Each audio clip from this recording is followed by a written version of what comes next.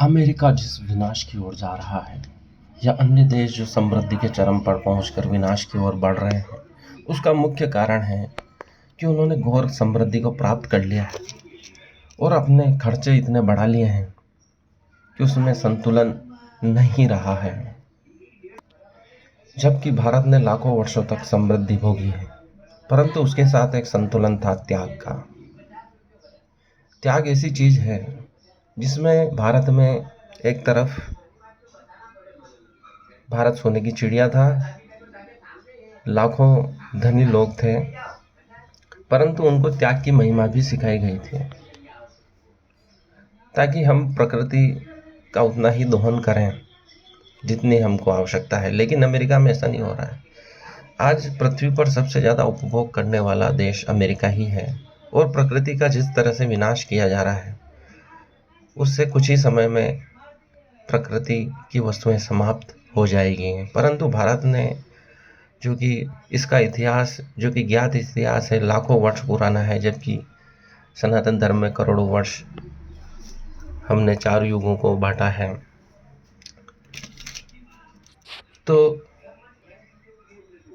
इन देशों ने कुछ समय में इतनी समृद्धि प्राप्त की है, लेकिन ये उस समृद्धि को संभाल नहीं पा रहे हैं।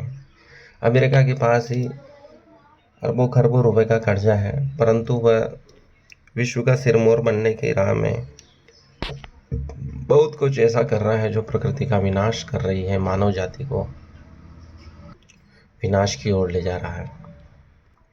यदि इस पृथ्वी को बचाना है तो भारत के सनातन धर्म के संस्कार, नियम ही बचा सकते हैं, क्योंकि भगवान बुद्ध, महावीर, जितने भी महापुरुष हुए हैं, उन्होंने अत्यंत समृद्धि देखी थी, लेकिन उन्होंने त्याग का मार्ग चुना। वह एक संतुलन है कि जब आप समृद्धि को प्राप्त करते हैं तो उस समृद्धि को केवल भोगना ही नहीं है, उसको जानकर त्याग की ओर बढ़ना है। तभी इस प्रकृति में संतुलन बना जा सकता है। युधिष्ठिर ने भीम से कहा कि तुम ज़्यादा लकड़ियां मत तोड़ो। जब वो वनवास भोग रहे थे उस समय की यह घटना है। उतना ही लो जितना आज का अन्न या भोजन बन जाए। प्रकृति से उतना ही लेना चाहिए जितना हमें आवश्यकता है, क्योंकि ये प्रकृति सबकी है, सबकी आवश्यकताओं की पूर्ति इसको करना है। लेकिन विश्व जिस अवस्था में वर्तमान में है, वो एक ही व्यक्ति सब कुछ भोग लेना चाहता है या एक ही देश समस्त समृद्धि को भोग लेना चाहता है। उसे बाकी लोगों की या बाकी विश्व की परवाह नहीं है, उसमें संतुलन नहीं है। इसलिए भगवान बुद्ध ने मध्यम मार्ग अपनाने को कहा था, न ज़्यादा न कम, जितनी आवश्यकता है उतना ही उपभोग होना चाहिए। भारत लाखों वर्षों तक समृद्ध रहा, सोने की चिड़िया रहा, पर उसने कभी उधार नहीं लिया। लेकिन जितने भी विश्व नंबर 1 चल रहे हैं वो सब उधार के भरोसे चल रहे हैं।